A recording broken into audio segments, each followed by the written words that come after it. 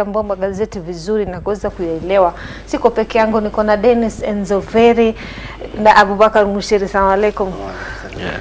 Enzoveri, uko poa? Niko poa, labda wewe. Nakuona leo kidogo naona umekunywa chai nyumbani. Na jam imekupata. Yeah, kuna jam kali hapo kwa barabara. Pole. And I think ni venye wamefunga barabara, president anaenda Jamhuri kufungua show kamili. Abubakar, when was the last time on the show? Mimi show ndo yenyewe. That's a good one. Front page, the Standard says here next stops 300 schools from stealing examinations. And among them, Kwale, Mombasa, Kilifi, Kirinyaga, Machakos, Meru, and many more. Just weeks before KCPE and KCC examination, the ministry unearths plot to defeat strict security checks in 39 counties. Abubakar, do you think it's a good move? Because lately, the examination sheets have reduced by a big margin. You know, I'm first surprised by the keenness and the strictness that NEC is taking this issue. And I was reading in the papers, they were saying that they have undercover agents who have unearthed 5 means in which students get involved in cheating. So they are very serious about this, but they have given a lot of information. These are the counties that experience high levels of cheating. We have some measures to to curb cheating. So it's all about the implementation of it. So if all this effort that they have put into this is to work, then we are to see the fruits. So if the levels of cheating, or as much as they have reduced since the year from 2017, 16, 17 and such, so if it almost goes to nil, then NEC will have done its job. And Zaveri says here, NEC probust 315 schools in cheating plot. Wajir has 34, Garissa has 41, Migori has 1, and that's the list. Kwale has 1, Mombasa has 4, Machakos has 2, Nairobi and Nakuru has 6. So, from the onset, we want to discuss about what did they do. Actually, the last time we were here, they told us they have given some counties an alert. Those are counties that are likely to go to steal exams. And what we really want to discuss about and really have to get out of that is who is the one leaking out this information. Because one, we are told that examination are secured in a very secure place where you cannot access, and it's guarded by the security guys. So the big question is, when the government tells us there are schools that are on alert or counties that are on alert that are going to steal exams, the big question is they must have to solve the problem within first, then they come outside to tell us how schools are going to steal exams. For heaven's sake, we are dealing with the issues of our students, and our students are the most important, because we need to take care of our students. Because when we expose these students to stealing exams, then it really encourages them how they are going now to practice this after school. That's why we will never end corruption in the country if we should not start from the grassroots. To finalize on that point is that we really have to encourage the government to move with the speed, so that we have the CBC, the new curriculum, so that we move away from the culture of students thinking that it's only exams that will make them prosper in life. There's different things that can make them to prosper in life and even get like successful life. So we take a national exam like a matter of life and death. True. Daily Nation front page says intrigues of Raila Jumo meeting. Says here, Junai says combative Balindi MP wants to return to ODM. These are words which were protested very highly on social media, on Twitter, where a certain ODM, a party, uploaded the photos, and then Camp Jubilee members of some members, Dennis Itumbi upload, and then said it is a lie. Aisha Jumwa said she's not going anywhere. She's still under the Ruto wing. Politics. If you claim allegiance to someone, you have to see you. Aisha Jumwa is a very vocal person, and how people got to know that she was in Ruto's camp was in her speech, you know, she could come out openly and say that, you know, we should supporting the deputy president in such, where else she was still an ODM member of parliament.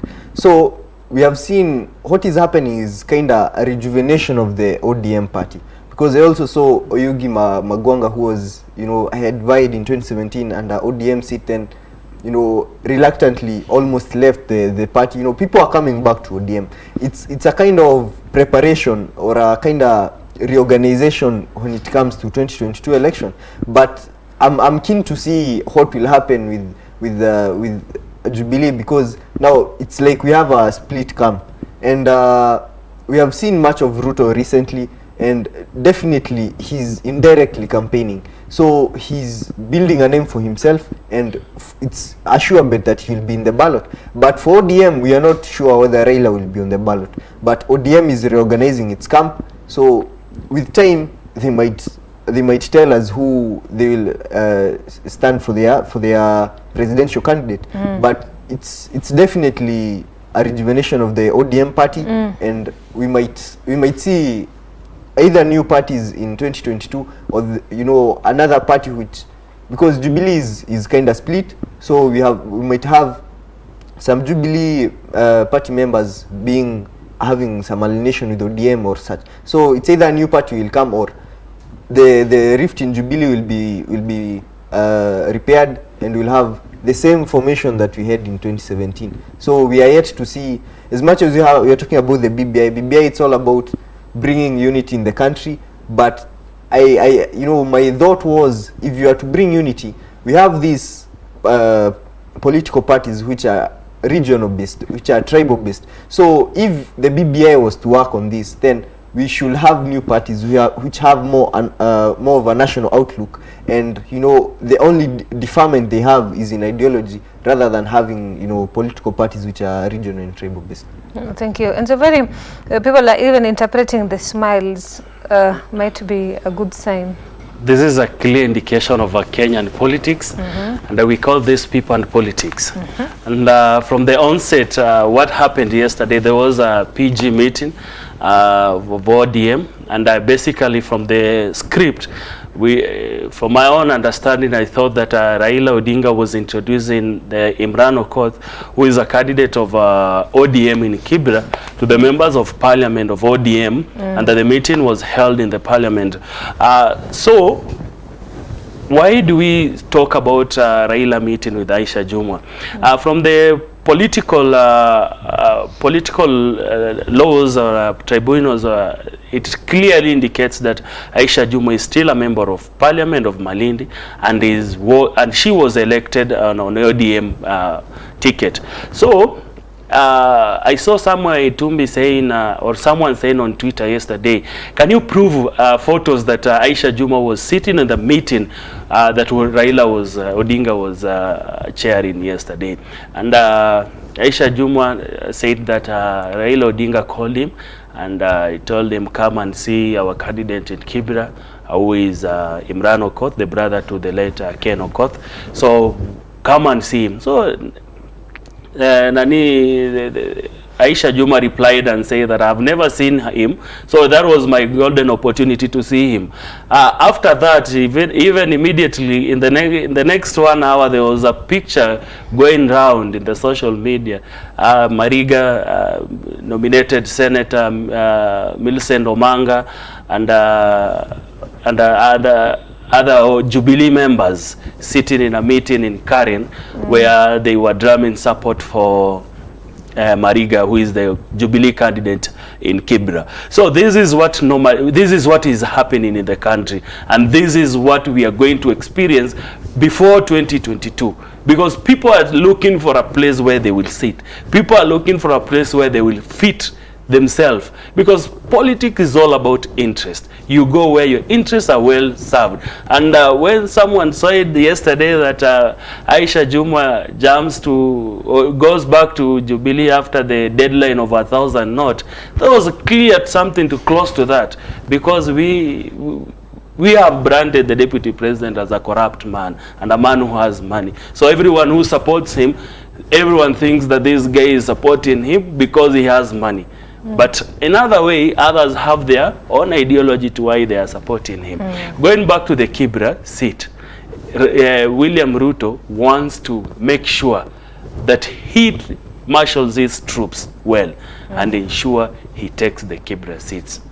That is what he's really doing right now. Thank you. The Star says he had DP Ruto is launching ghost projects. MPs say his lawmakers say irrigation scheme not ready and land not acquired. He's launching ghost schemes. You know, when after the 2017 elections, again the president was focused on, you know, it was his last term. He was focused on leaving a legacy, and that's why he came up with the Big Four agenda. He came up with an agenda that could change the lives of Kenyans. You know, that he looked, you know, rent in Nairobi is high. You know, we do not have much food. We need jobs, so we need to grow the industry sector. You know, he was focused on leaving a legacy, focused on changing, you know, the livelihoods, the standards of living of people. But again, Ruto was also on the boat, but he had one eye on 2022, and this is what we are seeing. So when Uhuru was saying that you should not do campaigns, and we have not directly campaigns, but the launching of development projects in, you know, political areas in such going around the country, it looks like campaigns, and this is what it is. It is indirect campaigns, because if you are launching an irrigation project which is not ready, which MPs and ACS have not approved, compensation of the land has not been completed, then you have already launched it. It means you are doing this for another, for you know, for self-interest. Because if you are really for the opinion that this development project is to help the people, then you will go through the right procedures to ensure that everything is completed and the developed project brings benefit to the residents of that area. But then, if you are coming in the name of launching projects, and it's, you know, it's a project which it's not, you know, legally it shouldn't happen because it's not complete, then these are clear indication that His Excellency the Deputy President is indirectly campaigning through these development projects. And it's time that, you know, Kenyans come to the realization, be wise to some certain extent, because you have to realize that development, it's a right to you as a citizen of this country. You pay taxes. You know, Kenyans are very highly taxed. Pay is high, you know, but when politicians come to you with a development project, you see as if he's doing you a favor, you understand? But this money that has come out from your pocket, and it's a right that, you know, the person, you know, implements development projects. So unfortunately, it's something to sway us, you know, to take us in a certain direction, which we should not fall for. Projects development is our right. We pay taxes for it, and no one in any form should come and ask for, you know, give me votes because I brought you this, I brought you that. Not specifically. That was the role. You vied for political position so that you could serve the interest of the people. But what do politicians do? They do not serve, you know, the people. They are there for self-interest. So when they give you a little share of what they are eating, then you think that they are doing you a favor. But we should realize development is our right. No one should try to sway us in a political direction because of development projects, which are immature, to be honest. And Zaviri, I'll come to you for your comments after the break. It says here, the project is estimated to be worth 5.3 billion. Na mtazamaji, tupate pumziko fupi, tarejea baada ya muda usio mrefu. Assalamu alaikum. Kwa jina nilobarikiwa nalo ni Ibtisam Jamal. Ungana nami katika Sabah Show. Only on Horizon TV.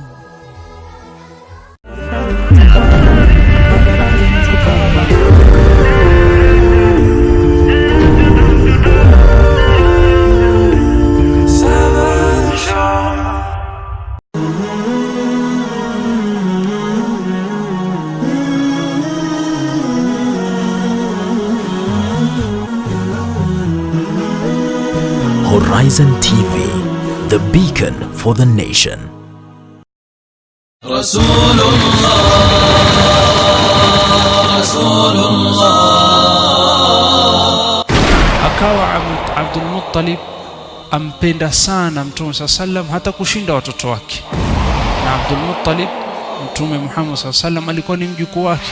Abu Talib na babake Mtume sallam dimba ndugu, tumbo moja, mama moja, baba moja.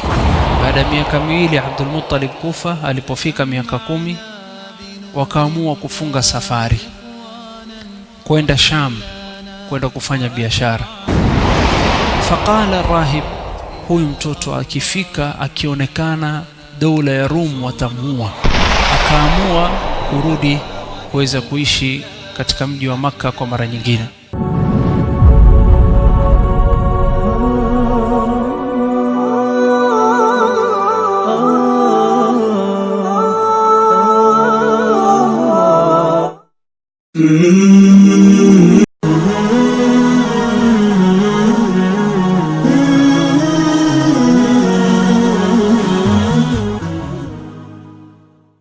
Assalamu alaikum. Kwa jina nilobarikiwa nalo ni Ibtisam Jamal. Ungana nami katika Sabah Show. Only on Horizon TV.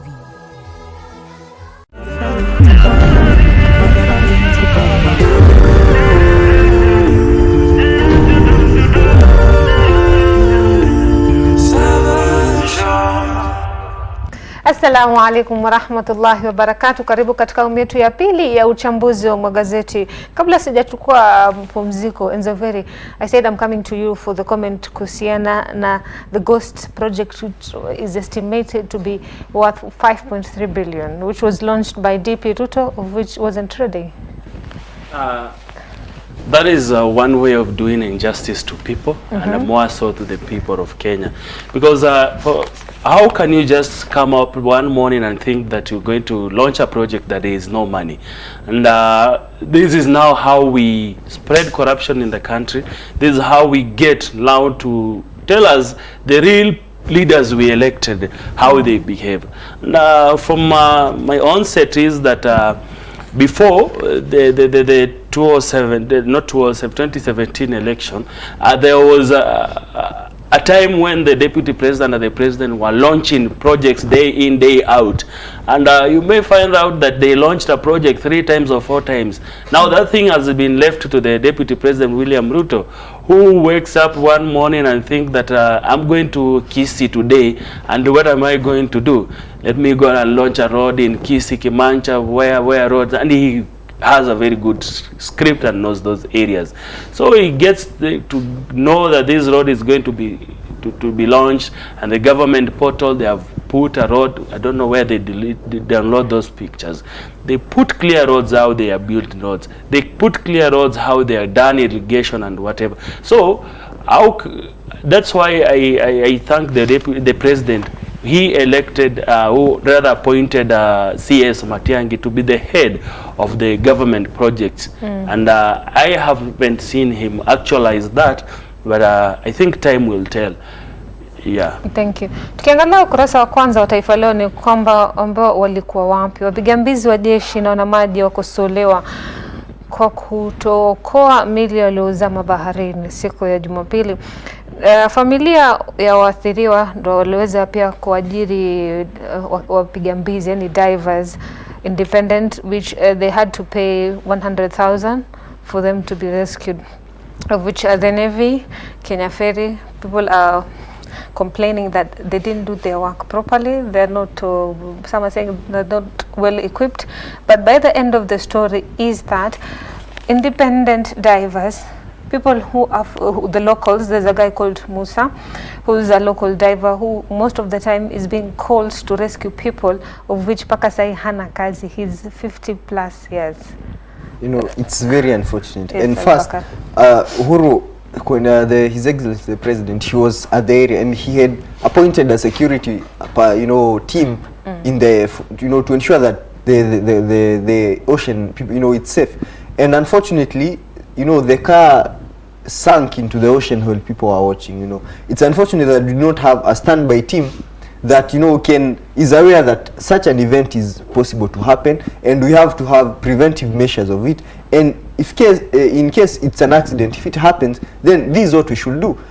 Right now they are diving, and probably they'll be looking for the bodies because it's very rare for them to be alive right now. So it's very unfortunate. We need security at the beaches and the ocean to be itself, because the security of people has to be guaranteed. People are going by their duties, businesses and such, but the role of security is by the government. So it's for them to, you know, act upon such issues and do not be negligent about them. And Zaveri, is it who is to blame? Is it the government?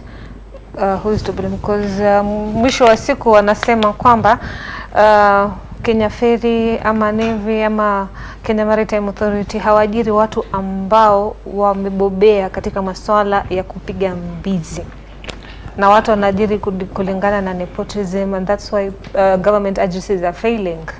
We will start by saying that it's a very sad week for the Kenyans, because as we prepare to going towards the 20th Jamhuri Day, and we are waiting for this Kenya Navy for the first time.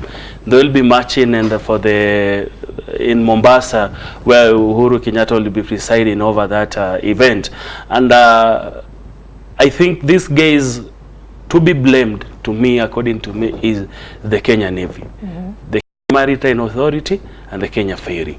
Because at the 21st century, we are still using a ferry that was given to us by the colonial governments. We have built an SGR using millions, 2 times the money that was initially supposed to be constructed with. Now, back in Mombasa, there is no ferry. People are using something that is endangering their lives. Kwanza ukipiga cross umeenda the other side, you just say thank you, because you never know what is happening. People are watching, taking videos as people are dying in the country of Kenya. There is a rotten society. It is a rotten society, capitalism.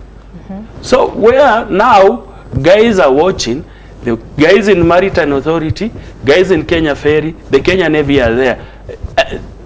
Where they are based in Mutongwe is close to where the incident happened, and they are just there. And when you go right now at the show at Jamhuri Park, they are telling you how they save people in Mombasa, how they have this, how they have this, how they have this, and we ask ourselves, how are we going to save our country? But they're preparing for the Mashujaa Day, Kenya Navy, to show us how the equipment, how good they are. But mwisho wa siku ukiangalia, in fact, they are showing how the government briefly, used how the government used taxpayers' money to buy expensive, and they are showing you how they use it. The big question, to cut it short, is we should put the lives of Kenyans first. When someone just calls a press conference and tells us that the time has elapsed and we are going to do this tomorrow morning, it clearly shows that, it clearly shows that right now, when an enemy attacks us, when our soldiers tells us that let us rest first as we continue being attacked, so that we will come tomorrow to continue from there. That is where we are as a country. That's where we are as a country. That's Dennis and Zaveri. Tukiangalia the Business Daily front page says here, taxman unable to trace Kenya shillings 800 billion amnesty cash. It says here the billions were to be used locally, but KRA now says that the law had a loophole that could have allowed money to leave the country. Bakar, you seem surprised. It's all about the legislation, you know, because these are... It cannot be traced. These 803 billion. 803 billion is a lot of shillings, you know. These money which was, you know, tashed in offshore accounts by, you know, probably politicians and such, and then it was to come back in the country, because in the economy, if you have some money, you know, outside the country, there is less circulation of money, and it kind of affects the economy to a certain extent. So, you know, KRA are talking about that it was legislation which failed in this case. So it's all about having proper legislation. And again, we look at how the law allows people, you know, to have offshore accounts and such, because these are avenues where corruption, you know, reigns. Because if I'll be stealing 500 million shillings from the government, I won't put it in KCB or Equity Bank. I'll probably put it in a bank in Switzerland whereby the money cannot be traced. So if now the money is to come back to the country, again, it is lost in the way. I mean, where are we heading? And it's an issue that needs to be looked at. And unfortunately, those people who could be, you know, involved in implementation of such, you know, are the ones getting involved in this kind of act. No, I'm just surprised that Bakari says that the government cannot trace where you put your money in abroad. Let me remind you one thing. The government has each and every person's details. How you deposit, how you withdraw, how you move, how you do what. So now the government itself, it's one to be blamed. Now we link this story to the corruption scandals that are happening in this country. Money can leave the country to go to another country when the government itself is watching. Now we are speaking about the deadline of the 1,000 notes. The CBK is unable to recover all the money, meaning the money has lost in between. That's where now we are. Tukiangalia gazeti la The Standard page 7 says here 10 MPs hold foreign citizenship, activists say. Okay, Omutata says there are senators, there are MPs who have foreign have dual citizenship. Last month, Mwinzi, who's an envoy to Kenya, Seoul, he said he will never renounce his US citizenship, and she petitioned. So it's a matter of, she was blamed, but here we are, there are MPs, senators who have dual citizenship, one from US, one from Somalia, one has of UK, so again, it's about how we're heading. You know, the constitution highlights clearly that, you know, a person who has a state office, you know, should not be having dual citizenship, because your credibility is put to doubt, because your allegiance has to be fully for the country. And unfortunately, you have MPs, you know, have dual citizenship from Ethiopia, Somalia, Greece, US, you know, UK and such. But it's all about who is to as much as this information might come to us and we realize that yes, these MPs, these senators have this dual citizenship, it's against the law, then it's upon the, you know, the rightful institution, which is or the DCI, you know, to act upon this, because we as citizens cannot do much about this. As much as we elected them, you know, we are not fully aware of the details, you know, but it's about the DCI and such to, you know, press charges if the constitution is violated, because that's the only way we can go on this. So if they are found, you know, to have dual citizenship in one way or another, despite the position you hold in this country, you should not be, you know, immune to breaking the law. That because I'm an MP or a senator, I can do anything that I want and I won't be held accountable for it. I mean, it's very unfortunate. So the DCI has to, you know, investigate on these issues. And if MPs and senators, some of them have dual citizenship, then the rightful action should be taken upon them. And so very should action be taken? Clearly, according to me, I don't see any problem there, because the 2010 constitution that we passed as Kenyans, it clearly indicates that we must have, like a Kenyan is allowed to have dual citizenship. But the problem has always been the implementation part of it. And I think there is a restriction of holding two citizenship when we become an ambassador, because you becoming an envoy or an ambassador of a country, you have to speak good about that country that you are representing. And the incidents of the Kenyan ambassador who was appointed, the issue there was she was going to represent the country. For him to represent our country, first she was to denounce the US citizenship, because when you go outside there, we are talking about the interest of Kenya. Interest of Kenya comes first. As an ambassador, as an envoy of a country, you are serving the citizens of those the country that you are representing as an envoy or an ambassador. So the issue of citizenship and holding true citizenship, to the members of parliament pushing so hard for the lady to renounce the citizenship, whereas they too have the citizenship of different countries, that is not good. And the issue now comes in to ask ourselves, why are Kenyans preferring to have two citizenships of different countries but not Kenya, rather than having one citizenship? It clearly tells us how the route our system is. To an extent, someone thinks that holding a citizenship of this country alone can lead me to a problem. So let me go and look for greener pastures outside there. That's where you will find out that there is a lot of immigrants coming from Africa going to the European countries. Tukiachana na hao, tukiangalia ukurasa wa 8 wa the Standard says a judge allows secret search warrants in tackling graft. Judge Mumbi Ngugi say that now investigators investigating graft will go on with secret search in order to fight corruption. We will take the comments after the break. Musidale. Na mtazamaji, tupate pumziko fupi, tutarejea baada muda usiokuwa mrefu. Assalamu alaikum. Kwa jina nilobarikiwa nalo ni Ibtisam Jamal. Ungana nami katika Sabah Show. Only on Horizon TV.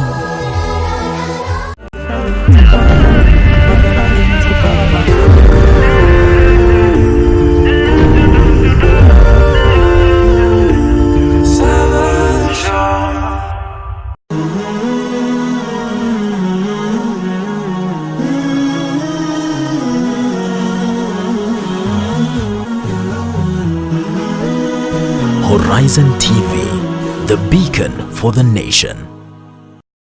Rasulullah, Rasulullah.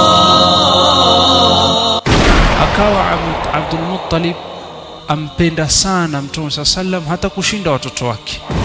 Na Abdul Muttalib, Mtume Muhammad sallam alikuwa ni mjukuu wake. Abu Talib na babake Mtume sallam dimba ndugu, tumbo moja, mama moja, baba moja. Baada ya miaka miwili Abdul Muttalib kufa, alipofika miaka 10 wakaamua kufunga safari kwenda Sham, kwenda kufanya biashara. Faqala rahib, huyu mtoto akifika akionekana dola ya Rum watamuua. Akaamua kurudi kuweza kuishi katika mji wa Makka kwa mara nyingine.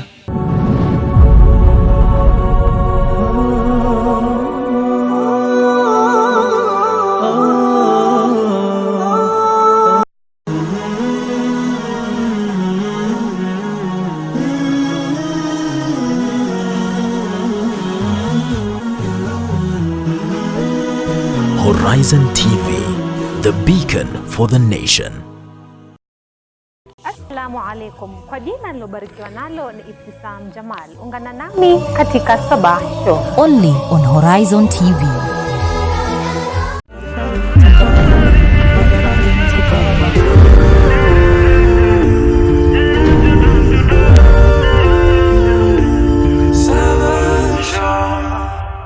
Assalamu alaikum warahmatullahi wabarakatuh. Karibu katika Sabah Show, awamu ya uchambuzi wa magazeti, awamu yetu ya 3.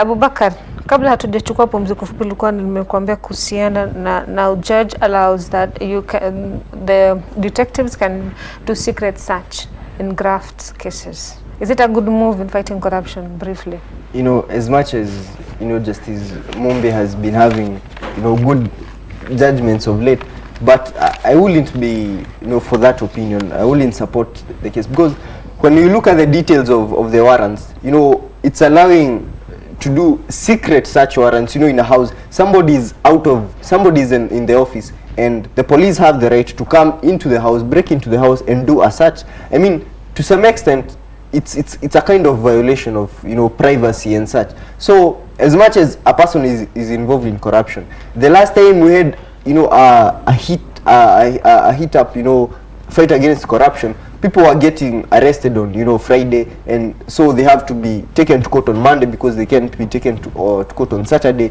and such kind of issues. So again, as much as one is you are not guilty of the crime that you are accused of, you are just a suspect. So until proven guilty, you have to be treated as a suspect. So if a search warrant is to be offered, then you should be notified that your house is to be searched. Otherwise, we will be invading people's privacy to some certain extent. And again, if it's not about coming into the home of the person, it's about the systems that we have there. Our systems in the government, there are very many loopholes for corruption. Auditing is never done enough, and in case it starts with the auditing where corruption happens. Because an internal auditor is bribed so that you can lessen the amount of money which is unaccounted for by the county government or a firm or the national government to some a certain extent. Then if an auditor is honest enough and you come to bring a huge amount of money which was lost, is unaccounted for, probably lost to corruption, then the cases, not all the cases are taken to court. And what happens after they are taken to court? A moment ago we were talking about the cabinet secretary for treasury. Now we were talking about Waitito and such. We have had very many corruption cases involving billions of money. But as soon as the case comes to court, in the space of 1 week, everyone is talking against corruption. Everyone is saying you should resign. But who is talking about Korir right now?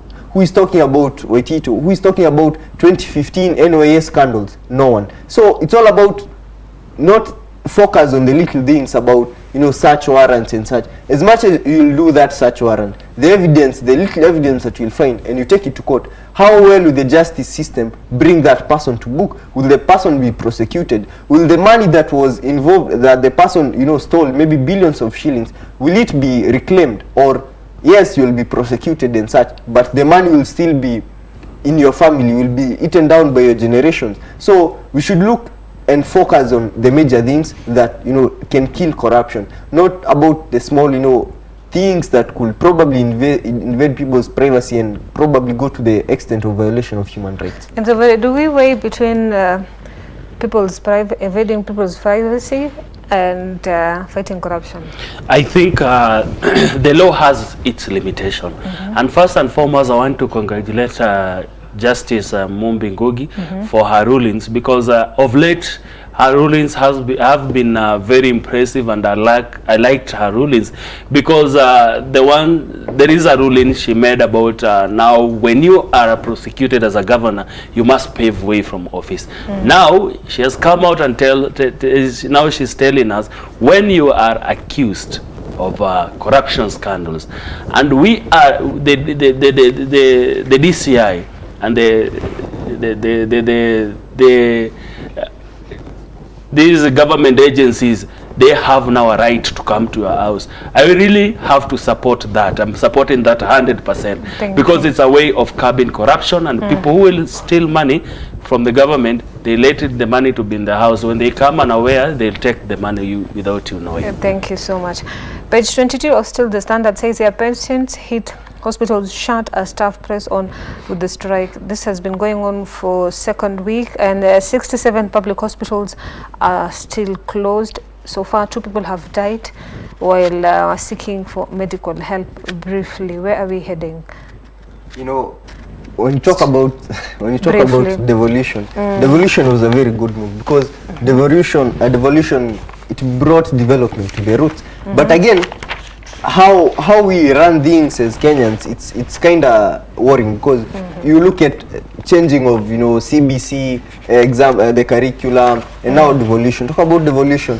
You start by devolving a health sector which is very crucial, which the lives of Kenyans depend on it. And again, the moment in which you do the transfer, the moment in which the manner in which you do the handing over to the county government is just freestyle.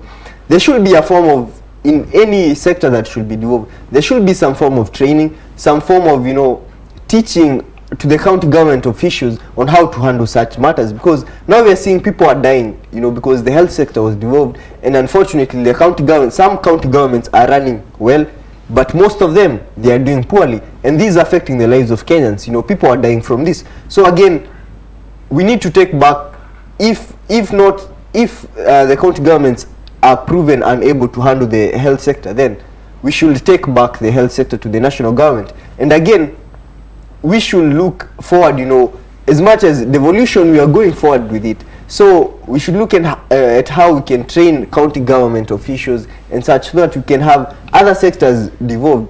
Then they will be smooth running, because if the health sector is what is happening in the health sector, then imagine if education was devolved, schools would be closed. Exactly. And Zaveri, I will ask you a different question. Page 3 of Nation says here, Cleric turned MCA arrested for forging KCSE certificate. It is not the first time to see people of high ranks forging papers. It's either from government office, from a parastatal, from a big company. People are forging papers to get what they want.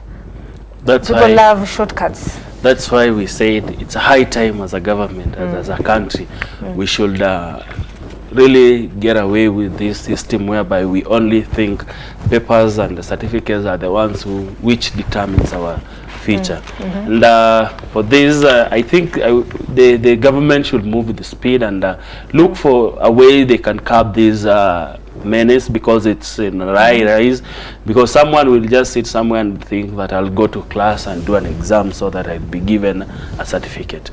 No, I think government officials should really have to move with the speed and curb this menace. We have a comment. If I would comment on this, you know, I think first we have an issue with pastors in Kenya, because the MCA in question is a pastor. And again, you look at what happened. The guy forged a KCSE certificate so that he could get into Jomo Kenyatta University for a diploma program.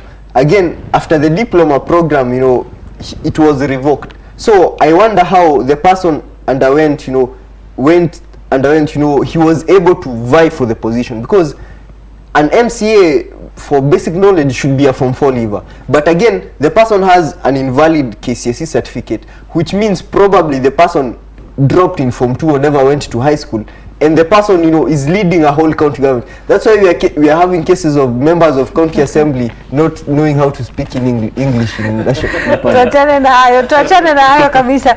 Tukiangalia ukurasa wa 6 wa Daily Nation says here, self-confessed serial killer strikes again. This happens in Moi Bridge in Eldoret. The suspect has been out of bond recently and striked again, killing a woman, brutally killing a woman.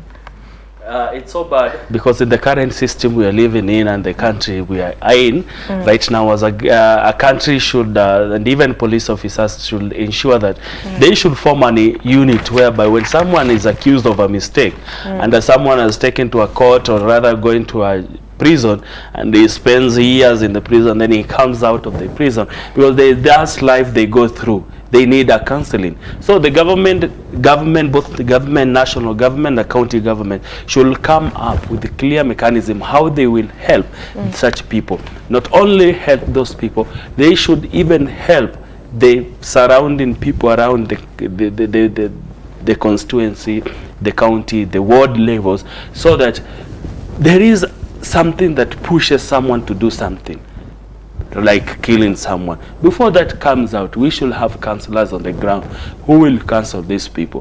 When someone is arrested and they release it, goes back to the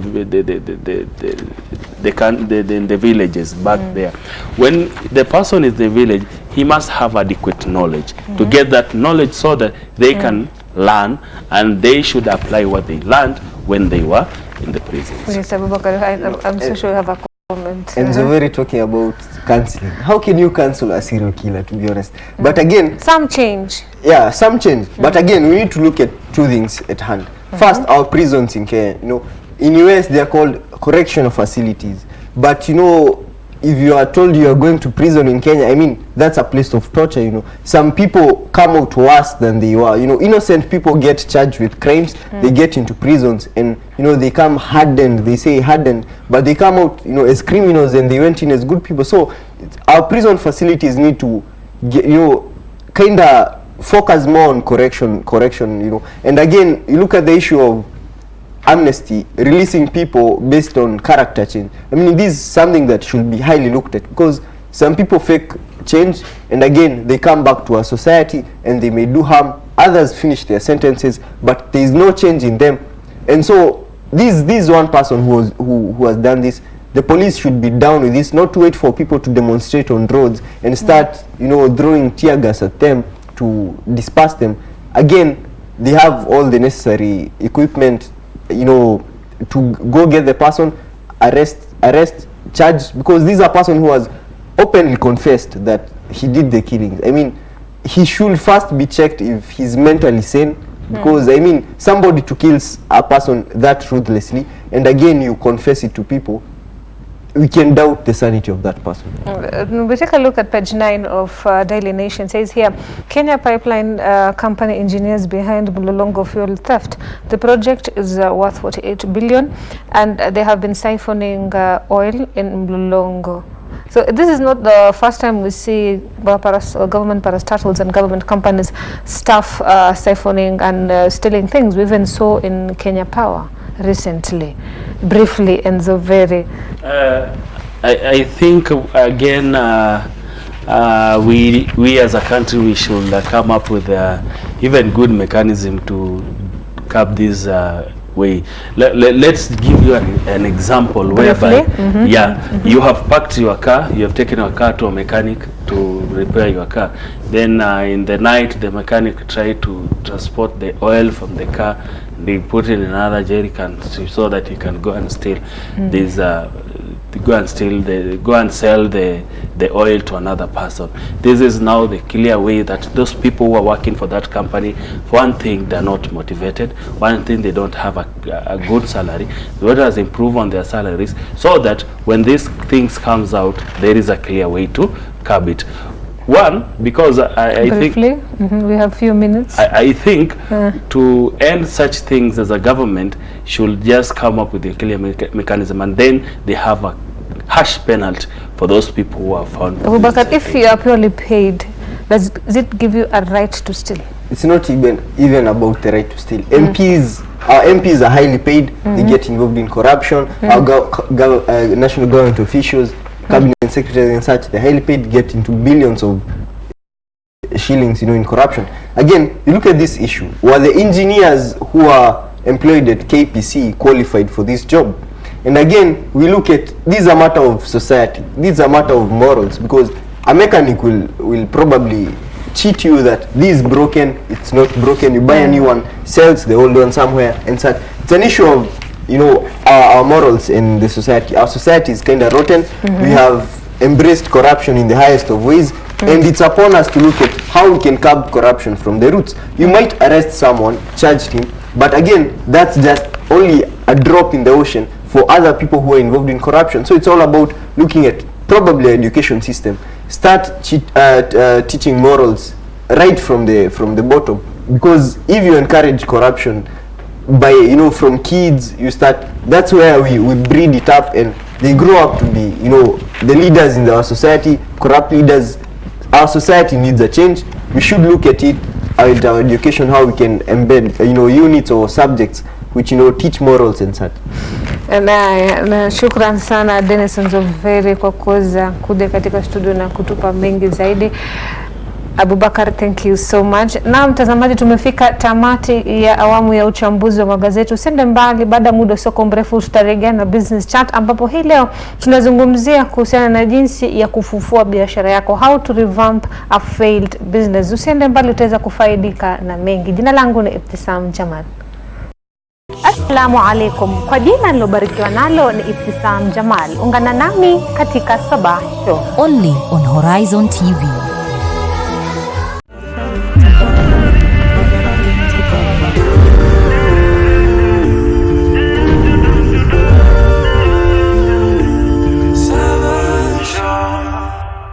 Assalamu alaikum. Kwa jina nilobarikiwa nalo ni Ibtisam Jamal. Ungana nami katika Sabah Show. Only on Horizon TV.